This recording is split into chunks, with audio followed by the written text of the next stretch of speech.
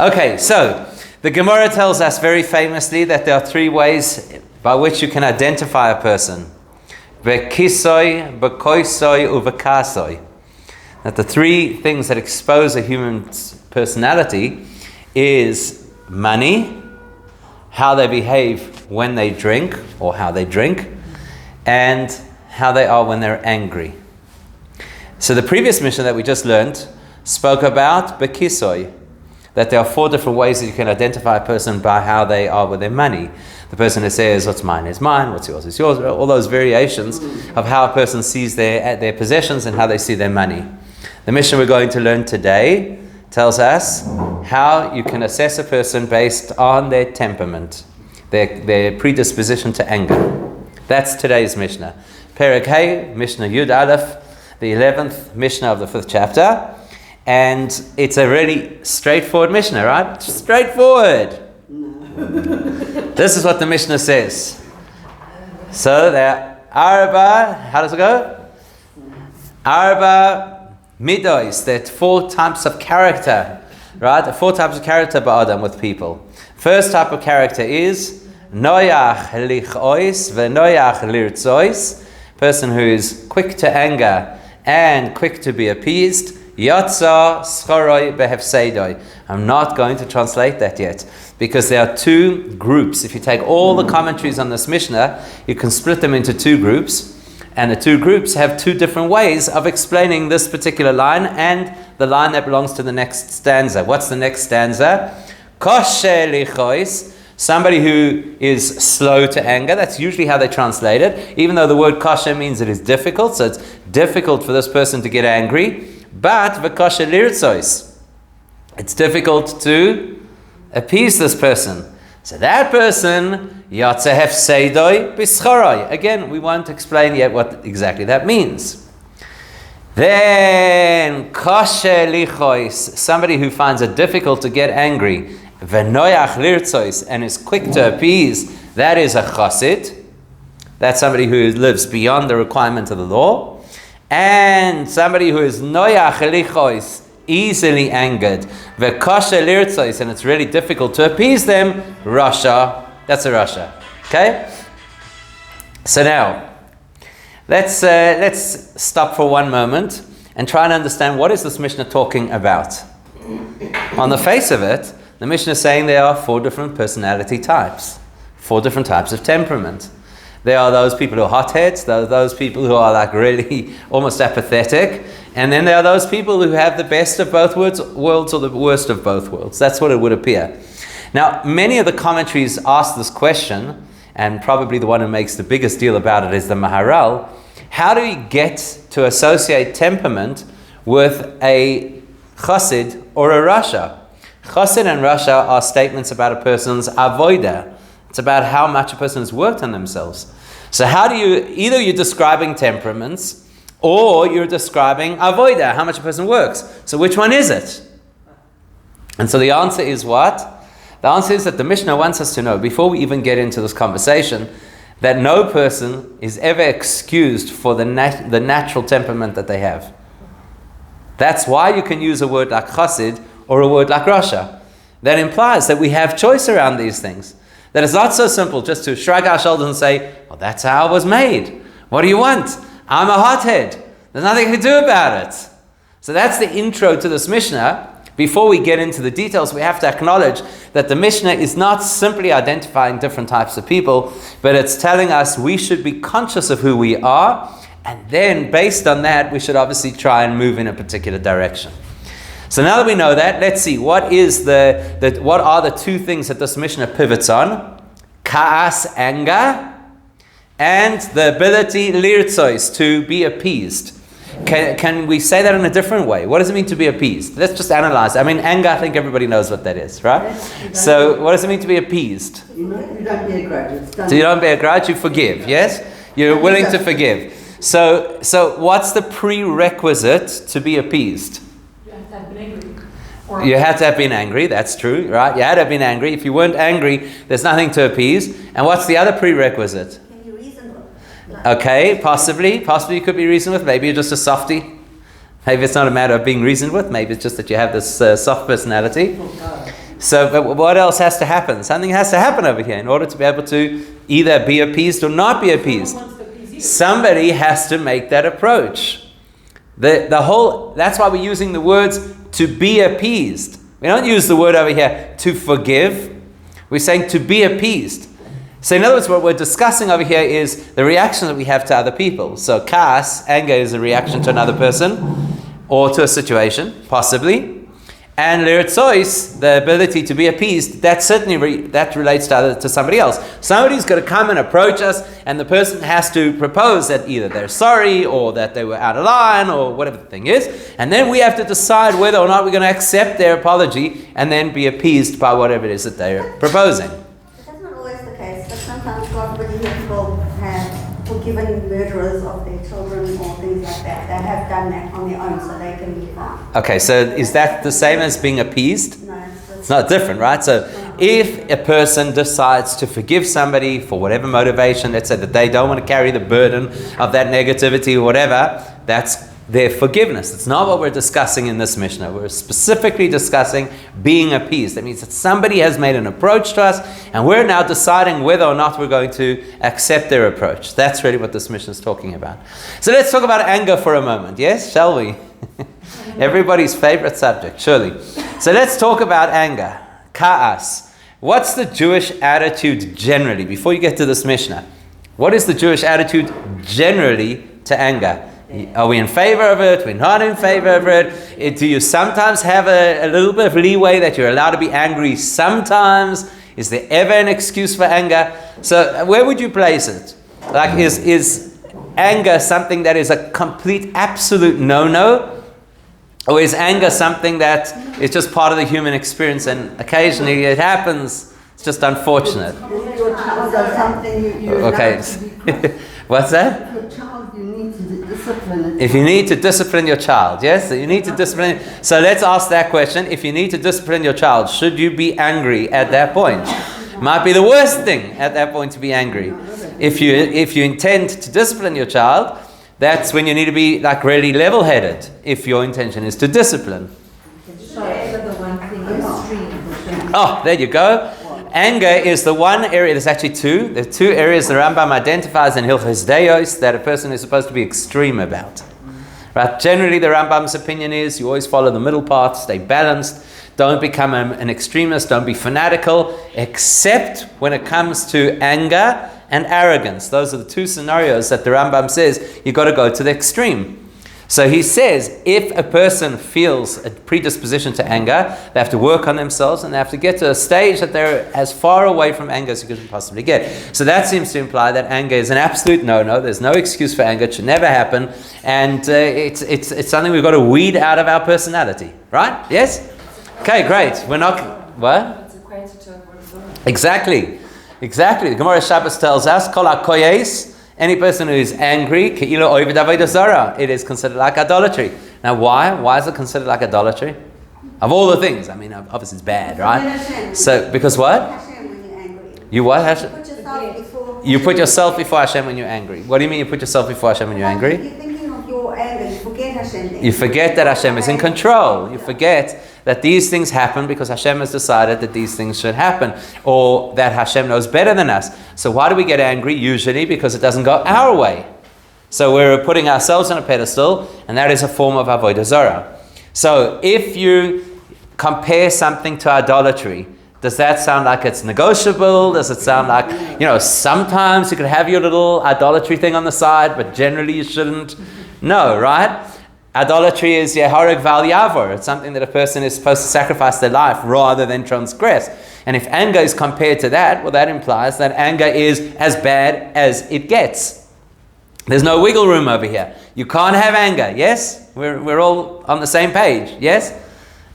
There's another Gemara, by the way. There's a Gemara in Nedarim that says that if a person is angry, every type of Gehenna afflicts them. So just in case you didn't know, there were various types of Gehenna. So now you know that anger attracts all the various types of Gehenna that could possibly afflict a person. That comes to their way because of anger, because the person is angry. So it's pretty clear, right? It's pretty clear that anger is supposed to be something that we completely excised from our personality. Now, I'm not going to ask how well we're doing. Yeah. But don't you sometimes have to show that you're angry? So don't you sometimes have to show that you're angry?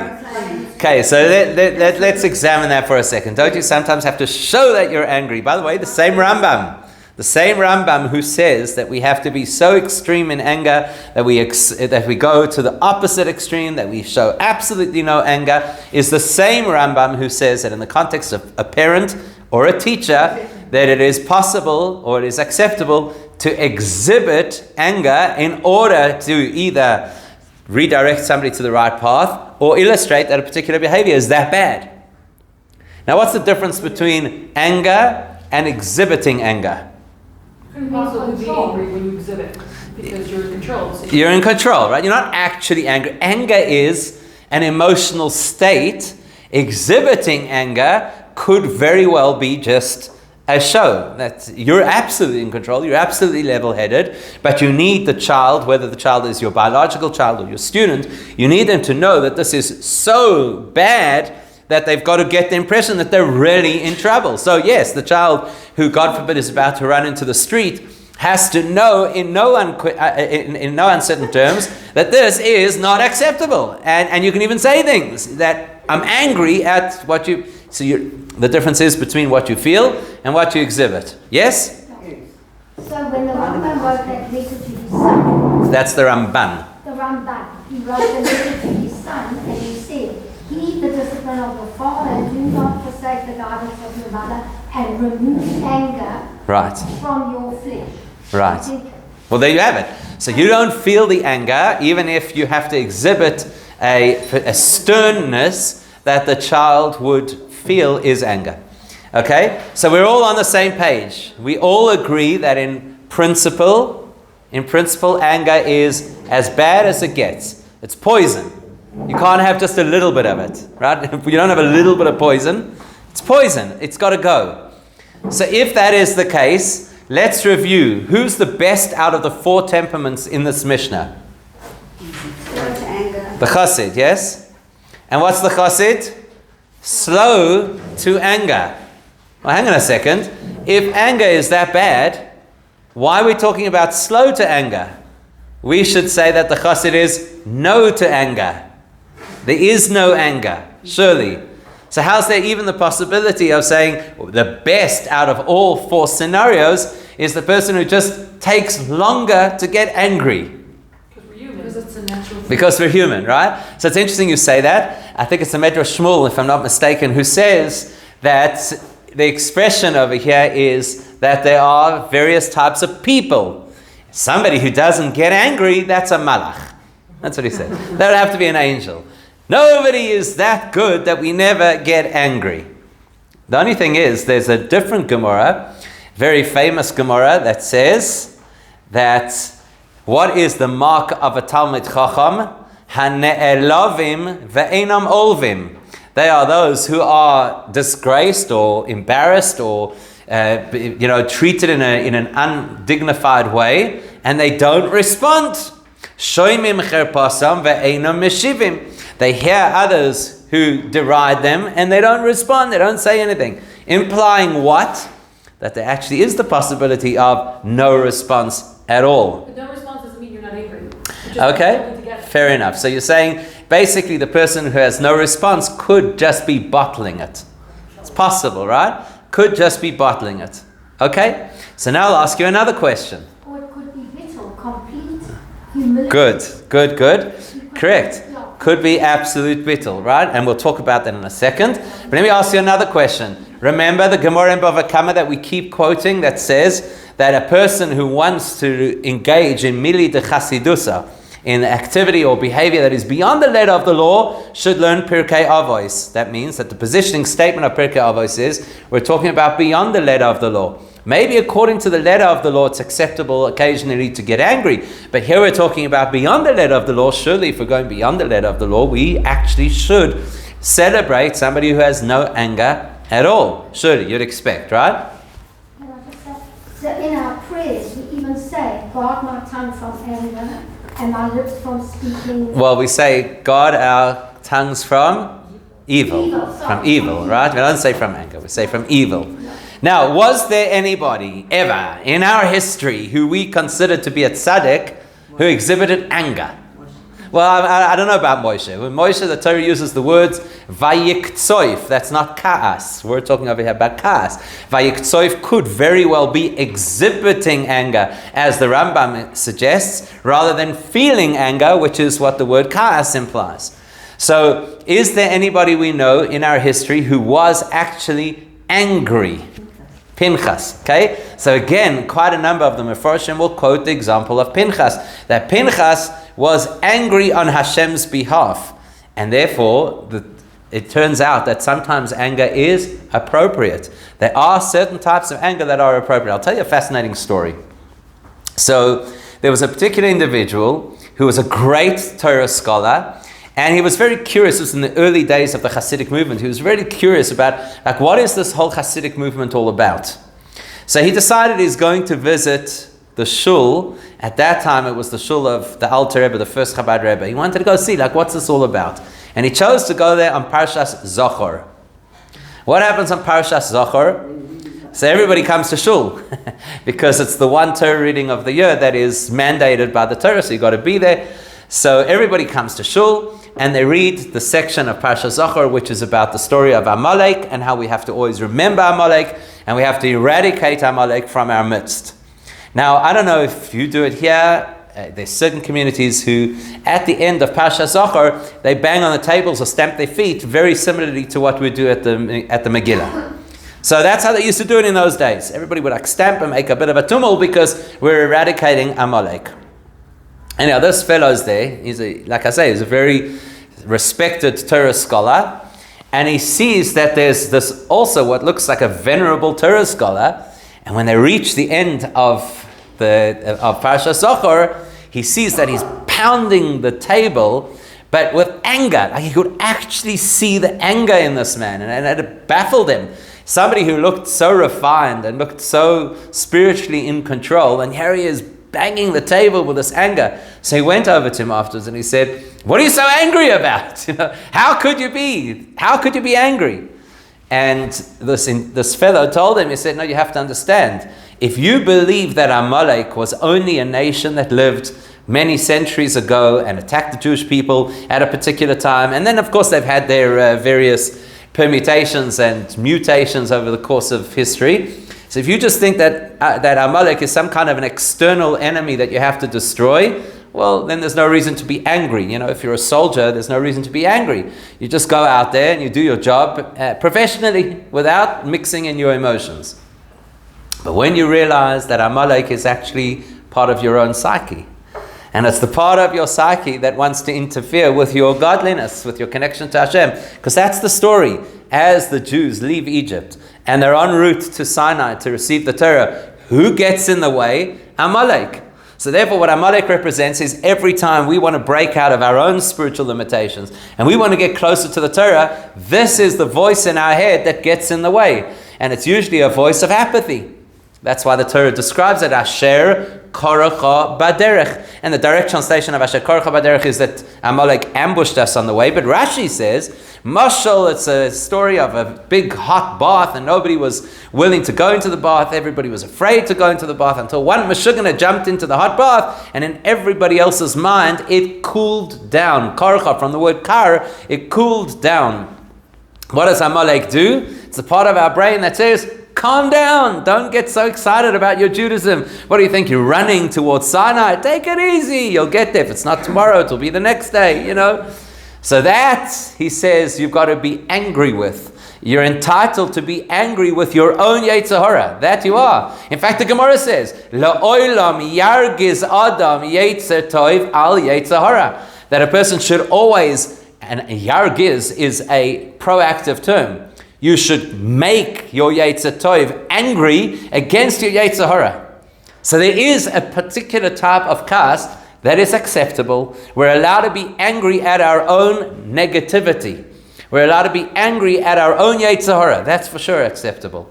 And in the case of Pinchas, that illustrates you can even be angry at a behavior, rather than the person, angry at a behavior that interferes with Hashem's purpose or Hashem's mission in the world. So that would explain why the very best we're going to get in this Mishnah is kosher lichois, that even when it is required by Torah to be angry, it's not my default position. It's hard for me. That's why it doesn't say slow to anger, even though that's the translation in the English. But kosher, it's a difficult place for me to be because it's not my natural headspace. It's not where I normally operate. Okay, with that introduction, so now we understand that there is sometimes the possibility of anger, but it shouldn't be our default and shouldn't be what we rush into. Now we can look at the 4 different versions. We need to also emulate Hashem, right? So yes. You know, that whole thing. So Hashem is slow to anger. So right. We need to emulate his ways, right? Right. And then what I just want to find out is, why is there such a thing? Like, why does Hashem, if Hashem there wouldn't be Amalek, right? At all. Then we'd just be able to plain sail, get closer to Hashem without good question. such barriers. Good question. So the question is, so why do we have to have the negative in the first place that would evoke any kind of anger from us? And especially when you consider that Hashem is Erech Apayim. Now again, we translate Erech Apayim as slow to anger. It's not necessarily a direct translation. Erech Apayim means he has long patience, long-standing patience. So, and we're supposed to emulate Hashem. So I think one of the things that we have to know in life is as follows. That Hashem has put us in this world. I don't know if you've noticed. Maybe where you live, it's not such an issue. But if you've noticed, sometimes this world has negative in it. Have you ever picked up on this? Sometimes this world has negative in it. So why did Hashem choose to put us in a world that has negative? So that we can overcome the negativity. By overcoming the negativity, we become greater people. There's actually a beautiful insight into this. When Rachel has her son Yosef, what does she say?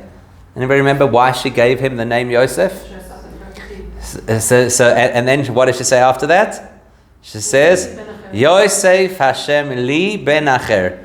May Hashem please add another child to me. Now, somebody who had struggled with fertility as long as Rachel did, you wouldn't necessarily expect that at the time she finally gets a child, she says, and another one, new. Another one, she says, Baruch Hashem, it's amazing, thank you very much. Yosef Hashem li ben acher. So the pshat is obviously that she's asking to have another one of the Shvatim because it's a tremendous merit to be a mother of the tribes of Israel. But there's a beautiful insight that goes as follows. Yosef Hashem li ben acher. Acher means, she could have just said Yosef Hashem li ben, give me a child. Why acher? Acher means somebody who is distant or somebody who is foreign. And ben is somebody who's obviously part of the family. A child is the most cherished part of a family, right? Your own child. Who do you love more than your own child? So Yosef Hashem li ben acher. What she's asking is, may Hashem empower me to be able to take the acher, those who are, or that which is foreign outside of the world of holiness, and bring it into the fold of holiness, that it should become a ben, it should become a child. That's a very significant part of what it is to be Jewish, is to be able to take things that are acher, that are antithetical to Judaism, and bring them into a positive space, ben. So, if there's something called kaas, anger is fundamentally acher, it's outside of the realm, outside of the pale of Judaism, but there are certain circumstances that allow us to make it into ben, into part of the family. There's certain types of anger that actually are service of Hashem, like the examples we've used. Yargiz Adam Yitzatoyev al Yitzahara, that you're supposed to develop this anger against your own Yitzahara. When we do that, then we take the entire concept of kaas, anger that exists in the world, and we soften the negative because we've now elevated an element of it to the positive. So that means that any person who masters kaas in an appropriate way diminishes kaas in an inappropriate way in the rest of the world. And that's actually the point. The point is for us to transform the negative into positive. Can anger not sometimes give you impetus to move? Can anger give you impetus to move? Okay, let's test that. Can you give an example? Like if someone wrongs you. Yes. To get justice, or I don't know, you know what I'm saying? If something happens to you, to just say, okay, it's fine, and let it go, There's no justice. Is that Okay, good. So now we've got to ask ourselves, this is a very interesting question. So you're suggesting that if, let's say, a person committed a crime against somebody else and the victim had no anger towards the perpetrator, then there'd be no motivation to seek justice. And what we often find is that people who are victims in a system that doesn't necessarily support the victim, they need that drive in order to get the system to work, in order to ensure that there is justice. Advantage of people, like not just the Okay? Fine, exactly. So now the question you've got to ask yourself is the correct driver for the achieving justice anger? In other words, is that the only option that we have? Let's use a little example. A very interesting example of somebody who had every reason in the world to be angry. Who? Yosef. Yosef has every reason in the world to be angry because his own family turned on him. As a direct result of that, they almost killed him. And then instead of killing him, they sold him. I mean, really? What kind of brothers do that? They sold him into slavery. He suffered for a fair amount of time in different ways. He suffered in Potiphar's house. He suffered in prison. Then he had to become the viceroy of Egypt, which sounds amazing. But it's not so amazing if you're a Jewish kid, who just wants to learn Torah or whatever. So he had every reason in the world to be angry with his brothers and to expect justice. So what does Yosef do? We know that he puts them through their paces. They come down to Egypt and he accuses them and he abducts Shimon and then he frames Binyamin. It's like a whole story. But does any part of the story use any expression that Yosef was angry? No, in fact, to the contrary. Because after Yaakov passes away, the brothers are now nervous, and maybe they don't have the protection of their father. Maybe now Yosef is finally going to avenge all the things that they did. So they approach him, and they say, our father said before he passed away, please forgive us. What's Yosef's response to them? His response is the equivalent of saying, I don't know which planet you're living on. That's basically what he says.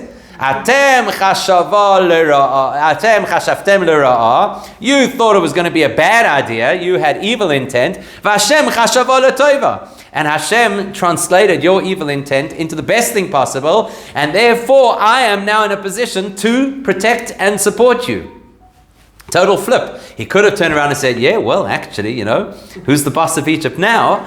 And you guys need to, I don't know, shine my shoes every morning or whatever. He doesn't do that. He does the exact opposite. And so Yosef becomes the example of how you deal with justice. That justice should never be fueled by anger. Even if you need something very powerful to motivate justice, and he did, because he pushed his brothers so that they would do tshuva for having sold him. And he did all of that without anger. So what was his motivation? His motivation was love, actually. He loved them enough that he wanted them to be able to do teshuva. Not always is love necessarily the correct motivator, but then justice in itself is enough of a motivator. I don't have to fall into the world of anger. It's interesting because on Tikkun El Shavuos, we did a whole shir about whether or not the Eichmann trial was halachically acceptable. It's an interesting, very interesting topic. And at the beginning, while I was researching the topic, I discovered that there was a telegram that was sent to the Israeli court system by some leading Jewish thinkers at the time. I don't remember all the people. Martin Buber was one of them. And they argued that if Israel is going to execute a Nazi criminal, then the Israeli state and the Jewish people will themselves have become murderers. Therefore, they wanted to fight against a capital case for Eichmann. Fascinating, right? So there's this fear that if we behave in a particular way, we become like the perpetrator. And the answer to that is, well, that would only be if you felt the same malicious intent that they felt. But if your pursuit is justice, then it doesn't matter that there's execution. Execution is not an indicator that you're in a malicious space. And that's why we know that halachically, in order for a court to process a criminal case, nobody involved in the court can have any attachment to the case, because it has to be completely objective and it has to be completely free of emotion. The point being, we don't need anger to motivate justice. And I think that's really important for us to bear in mind, even though very often it's popularized that there should be a concept of anger. I'll leave you with one thought, though, just on that point, which you can mull over in your spare time, and that is the possibility of what is called go'el hadam, which means that if somebody inadvertently killed somebody else and now the perpetrator has to go to the Ir Miklat, the city of refuge, to protect himself, we know that if he comes out of the Ir Miklat, the family is allowed to kill him. That just works. That's called that we're not angels and people are people. Correct. So I'm just saying, but something to think about whether the go'el hadam is a response to anger or whether it is a response to justice. Something to think about beyond the scope of today's shir. Okay, so now let's talk about the first person. What's the first person? Noyach lichois v'noyach lirtzois. Quick to anger, but quick to calm down. We all know these people. These are the people, they are very explosive, very volatile personalities, but if you can hold your tongue, they'll settle down and they'll apologize. We all know these kinds of people. So therefore, Yatsa Scharoi Behefseidoi, there are two ways you could read it. One version is Scharoi, the value. What's the value? The value is that this person can quickly calm down, is overwhelmed by the hefsed, the loss of being angry. The Gemara Pesachim says that there are three kinds of people who never lead a happy life. One of the three is the person who is easily angered. Because how can you live a happy life if you're always getting angry at something? It's not happy, right? Every single time that you drive and somebody cuts you off, you get angry. Every single time the power goes off, you get angry. What kind of a life is that? Right? It's not a happy life.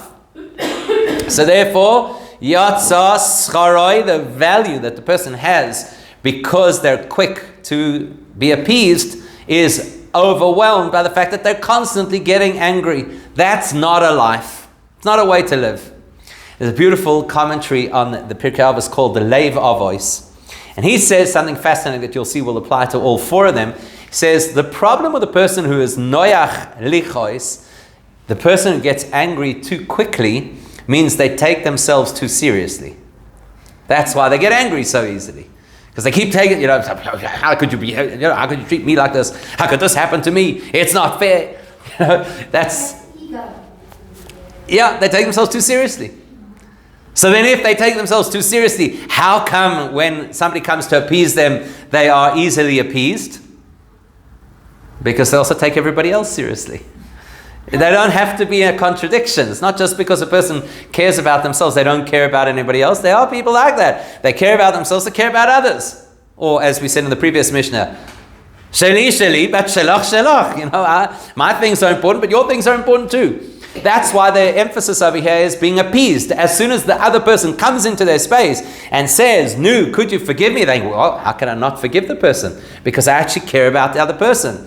So therefore, Yatsa Scharoi Behefseidoi, we can read it the other way around, which is that the schar, the reward, overwhelms the loss. Because at the end of the day, what's the loss? The loss is I care about myself too much. What's the advantage? The advantage, at least I care about everybody else. We should cut off in traffic, no one apologizes. They happy, and you don't want to. Well, I don't know. Sometimes they'll blink their lights at you or wave at you. Or you just got to look out for it. Then you'll see that people actually try and appease us. Okay. The Maharal says that the person who is noyach lichois v'noyach lirtzois, that tells you that this is a person who is fundamentally a malleable personality. It means they easily shift between different emotional states. And because they easily shift between different emotional states, that's why they're so volatile. And that's why they're up and down. 1 minute they're exploding, and the next minute they're apologizing and they're sweet and whatever the case is. And effectively the advice to anybody who lives in close proximity to this kind of person is, just stay quiet, let the storm pass, and everything will be fine. Okay? Now let's look at the other person. Koshe lichois, but koshe lirtzois. This is the person who simmers and simmers and simmers and simmers and simmers and simmers. But once they explode, when that happens, there is no coming back. Right? This is the person who says, I don't really have faribbles, but when I have a faribble, right? Once they've crossed that threshold, then it's really, really difficult for them to pull themselves back. So what do we say about that person? Well, Yotze Hefsedoi, the Hefsid, the loss of not being able to be appeased easily, is overridden by the gain of taking so long to ever get there. In other words, if you had to compare the two different personalities, the first personality is constantly angry. The second personality is hardly angry. That's definitely a better place to be. Hardly angry. I mean, it could take years for a person to have their first incident. And in fact, this indicates somebody who's a much more balanced and, I suppose, reflective personality. I'm not going to let it get to me. I'm not just going to blow up just because something happened. Right? So this person, what's this person? Again, says the Leiv Toiv, the Leiv Avos. What is this person? This is a person who doesn't take themselves so seriously. That's why they don't get so angry. Okay, no. So the person said that. Okay, whatever. So the person behaved, okay, whatever. Yeah, it's not the end of the world. I'm not such a big deal. Problem is, they don't take anybody else seriously either. So when eventually the trouble starts and now somebody approaches them and asks to be appeased, they say, who you? Why should I have to change my attitude for you? Or in the Maharal's assessment, this is somebody who has a rigid personality. And because they have a rigid personality, that's why they don't get worked up so easily, because this is me. I don't want your stuff to invade my space. So I'm not going to respond. But once they respond, once they cross that threshold, because they're a rigid personality, they don't move off that space too easily either. And that can be highly frustrating, right? Sometimes you prefer the person who gets all worked up, but then you can talk to them, over the person who is apparently so balanced and so calm, but when you get to that point of trouble, there's nobody home. Sometimes you'd prefer the first over the second. Isn't it just like a form of passion and apathy? It is. Well, okay, so... passionate about everything, and one very apathetic. So it's also, I don't care if you want... Correct, exactly. Could be exactly another possibility. Passion versus apathy. Now, what's intriguing is the chassid. Why is it intriguing? Because, according to the Leiv Avos, either the person takes everybody seriously or takes nobody seriously. According to the Maharal, either you're a flexible personality or you're a rigid personality. The chassid is not balanced. The chassid is somebody who clearly is not leaving themselves to their natural behaviors. What's the nature of the chassid? One of the two. Either the nature of the chassid is that he takes people seriously, in which case he should very quickly get annoyed. He's worked on that. So he doesn't get annoyed quickly. Or he's a person who takes nobody seriously, in which case he shouldn't very easily be appeased. He's worked on that, to love every person and care about every person, and therefore he's willing to be appeased easily. Or in the Maharal's assessment, either he is an easy and flexible personality, in which case he should get angry very quickly. He's worked on that in that area he's not going to allow himself to be his natural, volatile self.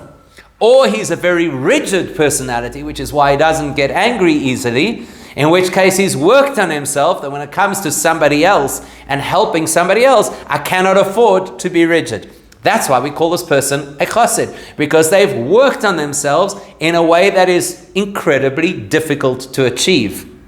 The other reason we call this person a chassid is because one of the things that we know, and the Maharal calls it equilibrium, that if a person has equilibrium, then they will not get angry easily. And if a person lacks equilibrium, then they dafka will get very easily angered. So the chassid clearly has a very good equilibrium. That means that the person has worked on themselves generally to have a very healthy, spiritual, solid foundation. And that's why they won't rush to get angry. And for the same reason, that's why they'll be quick to assist other people, because they have this balanced view. There you go, there's balance. They have this balanced view of what it is that we're supposed to be doing in our lives. Whereas the Rasha is somebody who has no equilibrium. They don't have that health. They don't have that balance. The Gemara tells us that Eliyahu HaNavi told Rab Saleh Hasidah that he said, don't be angry and you won't sin. Because unfortunately, the person who's easy to anger, it indicates that they lack self-control. The person who can have the degree of self-control of the chassid that says, I won't be angry and I'll quickly appease people, is very far from an aveira. And so therefore, chassid and rasha may not necessarily be a description of who the person is in their spiritual standing now. According to the Maharal, it is. It shows that they either have or they lack the spiritual equilibrium. Or, according to other of the Mefarshim, it's because this will lead them to become outstanding or rogue, depending on whether or not they have that degree of self-control. So their love of Hashem is so great that they won't, and the love of people, and the fact is they are so afraid of doing an aveira, that this equilibrium is definitely who they become. And correct. That's why they are apostle. Correct. And how does it say you should respond to these angry people? Well, you've got to, if you've got the person who gets angry easily, then you've got to become the person who doesn't get angry easily in order to respond to them, right?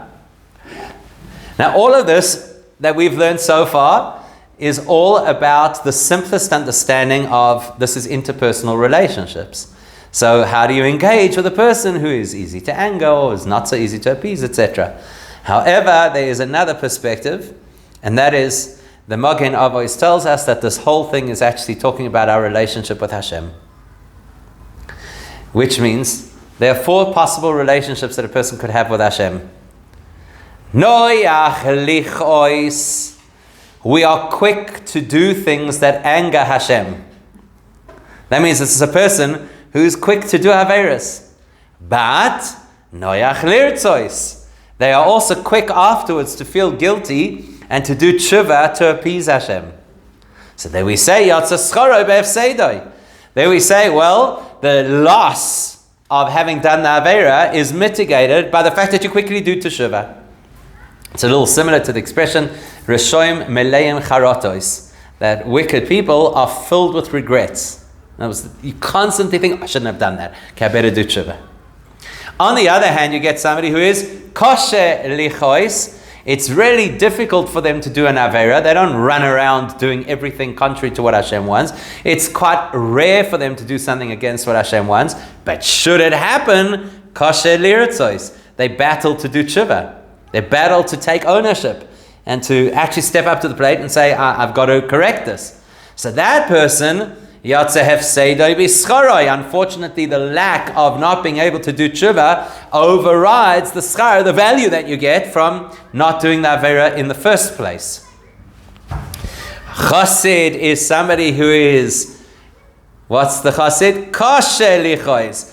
Very difficult to land up in a position that you do an avera. And noyach liritzois, always looking for an opportunity to do teshuva. One of the most misleading things about teshuva is that we always believe teshuva is a response to bad behavior. So if you have done nothing wrong, you need not do teshuva. That's not accurate. Teshuva is a process of drawing ourselves closer to Hashem. And so, it's like the story, I don't know if you ever heard the story of this guy who had a little bit of an ego issue. So when it comes the month of Elul, he goes to his friend and he says, I don't know what to do. It's Elul now and we have to do teshuva and I have nothing to do teshuva over. So the friend says, okay, come with me, I'll teach you the ropes, we'll do a few averas and then you'll have something to do teshuva for. It's a ridiculous position. Teshuva is something that a person can consistently do. Even if a person did an Avera many, many years ago and already did Teshuva for that Avera, we know that there's always deeper and deeper and deeper Teshuva. That's why David HaMelech says, V'chatosi negdi samid. My Avera is always in front of me because there's another layer, another depth of Teshuva that I could always do. So that's the chassid. Kasher lichois. It's really difficult to find that the chassid will ever do something that angers Hashem. But v'noyach lirtzo is always looking for an opportunity to do teshuva. Not only teshuva to correct things that were wrong, but teshuva to bring themselves closer to Hashem. And of course, the worst place, God forbid, that a person can ever find themselves is in the position of a rasha, which is noyach lichois. Very quick to do things which are against what Hashem wants, v'kasher lirtzois, and finds it near impossible to do teshuva after having done those things. Well, that's somebody who's in a really bad spiritual way, and we would hope that something is going to happen that will wake them up Yare olav ruach mimorem, as the expression goes, that Hashem will somehow arouse them with some kind of an awakening to do teshuvah, because as they are unfortunately really stuck. But these are all people who are already doing what Hashem supposed to want. But you're saying this is beyond. Yeah, correct. Correct. This is correct. Yeah, exactly. We're not talking about somebody who doesn't know the first thing about anything. Correct. Good point. All right. That's where we'll leave it today.